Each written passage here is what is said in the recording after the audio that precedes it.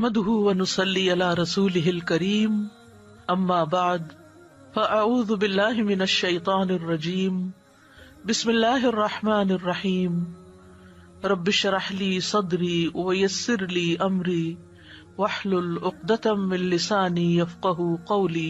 مومن اپنے ہر کام کا آغاز بسم اللہ سے کرتا ہے، اللہ کے نام سے کرتا ہے، کیونکہ اللہ ہی نے ہمیں پیدا کیا ہے، اللہ ہی ہمیں رزق دے رہا ہے، اللہ ہی کی طرف ہمیں لوٹ کر جانا ہے۔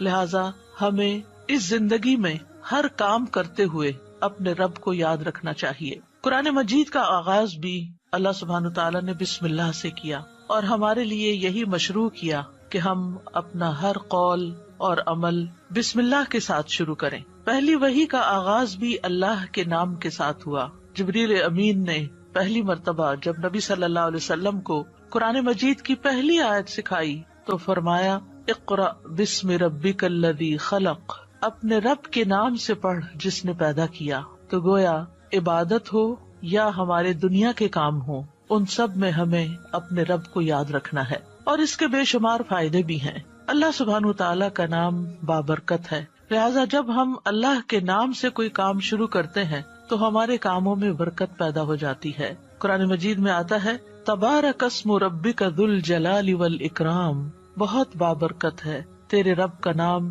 جو بہت عظمت والا، اکرام والا ہے۔ جب ہم عبادت کرتے ہیں تو کہتے ہیں ایاک نعبد و ایاک نستعین، صرف تیری ہی ہم عبادت کرتے ہیں اور تجھی سے ہم مدد چاہتے ہیں، کیونکہ ہم کمزور ہیں، ہم اللہ کی عبادت کا حق ادا نہیں کر سکتے۔ اس لیے کوئی بھی کام جو عبادت کی نوعیت سے تعلق رکھتا یعنی خاص عبادات سے، ان کے آغاز میں بھی اللہ کا نام لینا چاہیے، کیونکہ اس سے اللہ کی مدد حاصل ہوتی ہے، اور پھر مزید نیک کاموں کی توفیق بھی ہوتی ہے۔ انسان برائی سے بچتا ہے، شیطان کے وار سے محفوظ رہتا ہے، کیونکہ اللہ تعالیٰ کی مدد، توفیق اور سپورٹ انسان کو حاصل ہو جاتی ہے، اور انسان کے اندر کوئی فخر اور غرور نہیں آتا۔ وہ یہی سمجھتا ہے کہ جو بھی نیک کام میں کر رہا ہوں وہ اللہ کی مدد سے، اللہ کی توفیق سے ہی کر رہا ہوں، اس میں میرا اپنا کوئی کمال نہیں۔ وما توفیقی الا باللہ، نہیں مجھے توفیق مگر اللہ کے نام کے ساتھ ہی۔ پھر اسی طرح جب انسان بسم اللہ سے کام کا آغاز کرتا ہے تو انسان کو اخلاص نصیب ہوتا ہے، کیونکہ جب اللہ کا نام لیا تو اللہ کے نام کے ساتھ اللہ ہی کے لیے کام کرنا چاہیے جو بھی کچھ ہم کریں، اور پھر اگر وہ کام صحیح ہے، عبادت کا ہے یا دنیاوی امور سے متعلق ہے، تو پھر ہماری نیت اور ہمارا قبلہ درست ہو جاتا ہے، انسان کو اخلاص نصیب ہو جاتا ہے۔ پھر اسی طرح یہ ہے کہ انسان جب اللہ کے نام کے ساتھ کوئی کام کرتا ہے تو اللہ کی نعمتوں کی یاد دہانی بھی ہوتی ہے۔ مثال کے طور پر اگر آپ پانی پی رہے ہیں تو جب آپ پانی پینے لگتے ہیں تو بسم اللہ کہتے ہیں، اور جب بسم اللہ کہتے ہیں تو آپ کو اللہ کی یاد آ جاتی ہے، اور پھر ساتھ ہی وہ نعمت جو آپ استعمال کر رہے ہیں اس کے بارے میں غور و فکر بھی نصیب ہوتا ہے کہ یہ اللہ نے پانی پلایا ہے، اور پھر انسان کا غور و فکر اسے کہیں سے کہیں لے جاتا ہے، اس کے اندر ایک وسعت پیدا ہوتی ہے، وہ سوچتا ہے کہ یہ پانی میرے گلاس میں کہاں سے پہنچا، کس نے اتارا۔ تو ظاہر ہے کہ پانی کا پیدا کرنے والا بھی اللہ ہے، اور تمام چیزوں کو اللہ سبحانہ تعالیٰ نے پانی سے پیدا کیا۔ ہم تک جو پانی پہنچتا ہے کچھ تو زمینی ذرائع سے اور بیسیکلی بارش کے ذریعے آتا ہے۔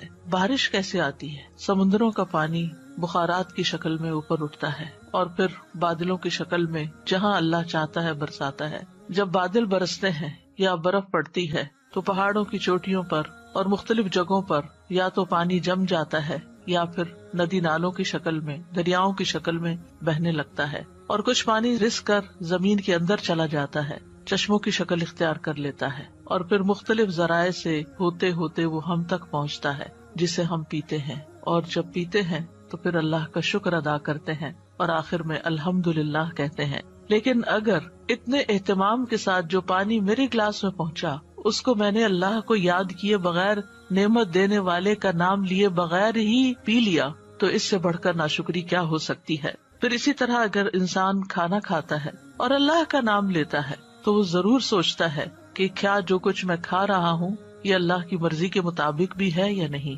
حلال ہے یا حرام ہے، اور پھر کس طریقے سے میں اس کو کھا رہا ہوں اور کس طریقے سے یہ مجھ تک پہنچا ہے، ان ساری چیزوں پر بھی غور و فکر ہونے لگتا ہے۔ تو گویا بسم اللہ پڑھنا بار بار انسان کو اللہ کی یاد دلاتا ہے، اور اس طرح انسان اللہ کی اطاعت کی طرف مائل ہوتا ہے، اللہ کی دی ہوئی نعمتوں کو اللہ کی رضا میں استعمال کرتا ہے، اور اللہ کو یاد کرتے ہوئے اللہ کا قرب حاصل کر لیتا ہے۔ یعنی جب ہر کام کے شروع میں جب ہم اٹھتے بیٹھتے چلتے پھرتے ہم اللہ کا نام لیتے ہیں تو اس طرح ہمیں اللہ سبحانہ وتعالیٰ کا قرب نصیب ہوتا ہے، اور ہمارے دنیا کے کام بھی عبادت بن جاتے ہیں، کیونکہ وہ اللہ کی مرضی کے مطابق اللہ کی رضا کے لیے ہوتے ہیں۔ اور اس طرح دنیا میں بھی کاموں کے اندر برکت پیدا ہوتی ہے، سہولت پیدا ہوتی ہے، اللہ کی مدد شامل حال ہوتی ہے، اور آخرت میں بھی یہ عمل فائدہ دیتا ہے، اور انسان کے اندر کوئی تکبر و غرور پیدا نہیں ہوتا۔ وہ سوچتا ہے کہ جو کچھ مجھے ملا ہے یہ اللہ کا فضل ہے۔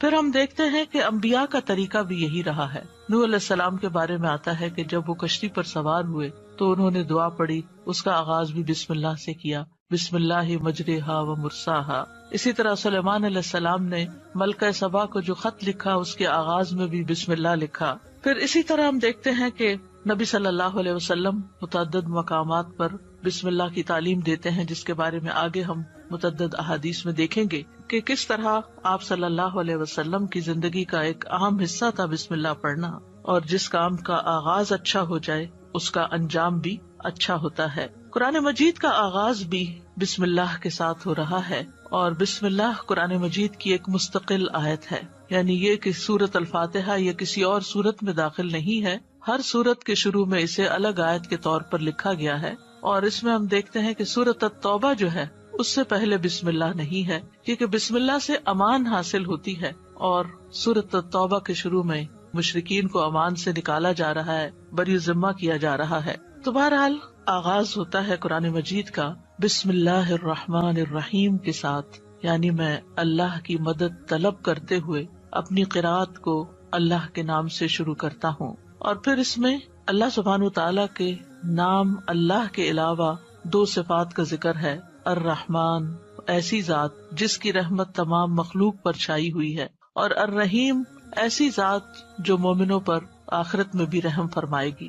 جہاں تک لفظ اللہ کا تعلق ہے تو اس کو اسم الجلالہ بھی کہتے ہیں۔ اللہ کی اصل الالہ ہے، اور لغت عرب میں الہ 4 معنوں پر بولا گیا ہے۔ نمبر 1 المعبود جس کی عبادت کی جائے، نمبر 2 الملجا جس کی پناہ لی جائے، نمبر 3 المفزوع الیہ گھبراہٹ میں جس سے مدد حاصل کی جائے، نمبر 4 المحبوب وہ محبوب جس کے ساتھ عظیم محبت ہو اور اس کے بارے میں عقلیں حیران ہو جائیں۔ تو اللہ کا لفظ اللہ سبحانہ تعالیٰ کا اسم ذات ہے، یعنی ذاتی نام ہے، سب ناموں سے عظیم اور اعلیٰ ہے، اور یہ جلیل القدر نام اللہ سبحانہ تعالیٰ کے جتنے بھی باقی نام ہیں وہ سب اسی نام کی طرف لوٹتے ہیں، یعنی وہ اللہ ہی کے نام اور اللہ ہی کی صفات ہیں۔ اور اس کو امام غزالی کہتے ہیں کہ یہ اللہ تعالیٰ کے ناموں میں سے سب سے زیادہ عظیم نام ہے، کیونکہ یہ اس ذات الہی پر دلالت کرتا ہے جو تمام صفات الہیہ کو جمع کرنے والی ہے،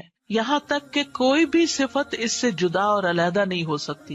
یعنی اللہ تعالیٰ کے جتنے بھی باقی اچھے اچھے نام ہیں وہ سب اللہ ہی کے نام ہیں۔ وَلِلَّهِ الْأَسْمَاءُ الْحُسْنَى کہ اللہ ہی کے لیے ہیں اچھے اچھے نام۔ سورۃ الاسراء میں آتا ہے قُلِ ادْعُوا اللَّهَ أَوِ ادْعُوا الرَّحْمَٰنَ أَيَّمَّا تَدْعُوا فَلَهُ الْأَسْمَاءُ الْحُسْنَى کہہ دیجئے کہ اللہ کو پکارو یا رحمان کو پکارو، تم جس کو بھی پکارو گے سو بہترین نام اسی کے ہیں۔ اسی طرح سورۃ الحشر میں آتا ہے هُوَ اللَّهُ الْخَالِقُ الْبَارِئُ الْمُصَوِّرُ لَهُ الْأَسْمَاءُ الْحُسْنَى وہ اللہ ہی ہے جو خاکہ بنانے والا ہے، گھڑنے ڈھالنے والا ہے، صورت بنا دینے والا ہے، سب اچھے اچھے نام اسی کے ہیں۔ اسی کی تسبیح کر رہی ہے ہر وہ چیز جو آسمانوں اور زمین میں ہے، وہی سب پر غالب کمال حکمت والا ہے۔ تو اس لیے بہت ضروری ہے کہ جب ہم بسم اللہ مختلف مقامات پر کہتے ہیں تو ہمیں اللہ کی پہچان بھی ہونی چاہیے۔ اللہ سبحانہ تعالیٰ کو پہچاننا بھی ضروری ہے، اور اس کی پہچان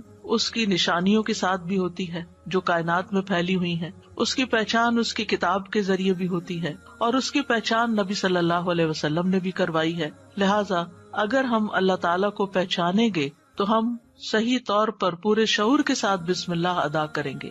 بلحجیم قبیلے کے ایک آدمی سے روایت ہے، وہ کہتے ہیں کہ میں نے پوچھا اللہ کے رسول آپ کن چیزوں کی دعوت دیتے ہیں؟ نبی صلی اللہ علیہ وسلم نے فرمایا میں اس اللہ کی طرف دعوت دیتا ہوں جو یکتا ہے. قال ادعو الی اللہ وحدہ.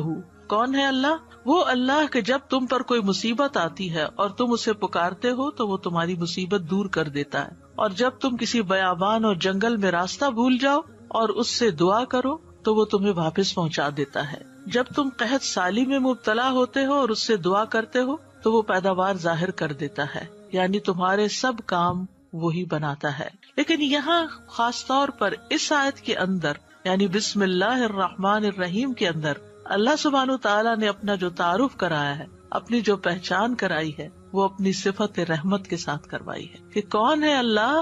وہ جو بے حد مہربان، بہت ہی زیادہ مہربان. الرحمن فعلان کے وزن پر مبالغے کا صیغہ ہے کہ جو بہت ہی زیادہ، یعنی انسان کی عقل اس کو کمپریہینڈ کر ہی نہیں سکتی کہ وہ کتنا مہربان ہے. اور پھر مزید اسی صفت سے، صفت رحمت ہی سے الرحیم کا لفظ آیا کہ جو بار بار رحم کرنے والا ہے. لہٰذا اللہ سبحانہ وتعالی وہی ہے جو اپنی رحمتیں نچھاور کرتا ہے، اور رحمت کا مطلب ہے نرمی اور شفقت کرنے والا. گویا اللہ سبحانہ وتعالی کی صفات میں اللہ تعالیٰ کے اپنے بندوں کے ساتھ، اپنی مخلوق کے ساتھ معاملہ کرنے میں نرمی اور شفقت ہے. اور رحمان اور رحیم دونوں صفات اللہ ہی کی ہیں، دونوں نام اللہ ہی کے ہیں، لیکن دونوں میں تھوڑا فرق ہے. رحمان ایسی رحمت والا جس کی رحمت دنیا کی تمام مخلوقات کو اور آخرت میں مومنوں کو بھی شامل ہے، یعنی یہ رحمت عام ہے. اور اسی نام سے اللہ سبحانہ تعالیٰ نے اپنے آپ کی پہچان کروائی کہ الرحمن علی العرش استویٰ، وہ بے حد رحم فرمانے والا عرش پر بلند ہوا. اور رحیم سے مراد ایسی رحمت والا کہ جو قیامت کے دن صرف مومنوں کے لیے ہوگی. اور ہم جانتے ہیں کہ اللہ سبحانہ تعالیٰ کی رحمت کے 100 حصے ہیں، جس میں سے صرف ایک حصہ دنیا میں اتارا ہے، باقی اللہ سبحانہ تعالیٰ نے آخرت کے لیے، یعنی اس کی باقی رحمتیں 99 جو ہے وہ آخرت کے لیے ہیں، جس کی بنا پر وہ بندوں کی بخشش فرمائے گا. یہاں دونوں ناموں کو اکٹھا کیوں کیا گیا ہے؟ اللہ سبحانہ تعالیٰ کے دونوں نام الرحمن اور رحیم کا مل کر آنا اللہ سبحانہ تعالیٰ کی رحمت کے مزید کمال کو بیان کرتا ہے. اور اس کے بارے میں ابن القیم رحمہ اللہ کہتے ہیں کہ جہاں تک الرحمن الرحیم دونوں ناموں کو جمع کرنے کا تعلق ہے تو اس کا معنی ان دونوں معنوں سے اچھا ہے جو معنی ان کے الگ الگ بیان کیے جاتے ہیں، یعنی وہ مزید جمع ہو جاتا ہے. اور وہ یہ ہے کہ الرحمن اللہ کی قائم صفت پر دلالت کرتا ہے، اور لفظ الرحیم اللہ کی مخلوق پہ کی جانے والی رحمت سے تعلق رکھتا ہے. پس پہلا نام جو ہے اللہ کی ذاتی صفت رحمت پہ دلالت کرتا ہے، اور دوسرا نام اللہ کے فعل پر دلالت کرتا ہے کہ اللہ اپنی رحمت کے ساتھ مخلوق پر رحم فرماتا ہے. اور ابن قیم یہ بھی کہتے ہیں کہ ان دونوں صفات کو جمع کرنے کا یہ فائدہ ہے کہ اللہ نے دنیا میں جلد اور آخرت میں بعد میں واقع ہونے والی رحمت کی خبر دی ہے، اور اللہ کی خاص اور عام رحمت کے متعلق خبر دی گئی ہے، اور اللہ کی رحمت اس کے غضب پر غالب ہے. ابو ہریرہ کہتے ہیں کہ رسول اللہ صلی اللہ علیہ وسلم نے فرمایا، جب اللہ مخلوق کو پیدا کر چکا تو اس نے اپنی کتاب لوح محفوظ میں لکھا جو اس کے پاس عرش پر موجود ہے کہ میری رحمت میرے غضب پر غالب ہے، اور اس کی رحمت بہت وسیع ہے. قرآن مجید میں آتا ہے وَرَحْمَتِي وَسِعَتْ كُلَّ شَيْءٍ، میری رحمت نے ہر چیز کو گھیر رکھا. کوئی اس کو مانتا ہے یا نہیں مانتا، اس کی عبادت کرتا ہے یا نہیں کرتا، جتنے بھی ہم دنیا میں لوگ چل پھر رہے ہیں، سخت نافرمانیاں کرتے ہیں، لیکن اس کے باوجود وہ ہمیں جینے کی مہلت دیتا ہے، رزق دیتا ہے، ہمارے کام سنوارتا ہے، ہمیں مشکلات سے بچاتا ہے. تو اللہ کے یہ دونوں نام جو ہیں، انسان کو اگر ان کی پہچان ہو جائے تو ہر غم اور پریشانی اس کی دور ہو جائے. کیونکہ ہر تکلیف میں، ہر مشکل میں اگر انسان یہ یاد کر لے کہ میرا رب بڑا ہی مہربان ہے، بڑی ہی رحمت فرمانے والا ہے، تو انسان کی پریشانی دور ہو جائے کہ وہ ہے کوئی جو میری مشکل آسان کر سکتا ہے، اور وہ اپنی رحمت فرمائے گا اور ضرور کر دے گا. تو ہمیں ہر کام سے پہلے بسم اللہ پڑھنی چاہیے، کیونکہ اللہ سبحانہ تعالیٰ کا نام لینے والا کامیاب ہوتا ہے. جیسے کہ قرآن مجید میں آتا ہے قد افلح من تزکا وذکر اسم ربہ فصلی، بے شک کامیاب ہو گیا جو پاک ہوا اور اس نے اپنے رب کا نام یاد کیا.